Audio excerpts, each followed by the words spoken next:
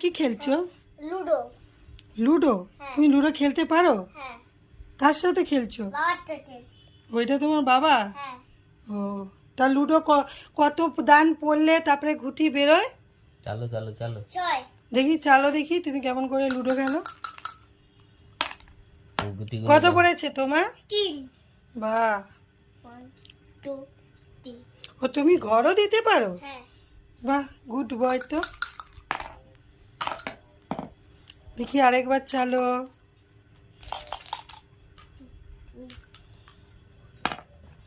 কত পড়েছে? 6। ও very good, করো কি করো দেখি খেলো।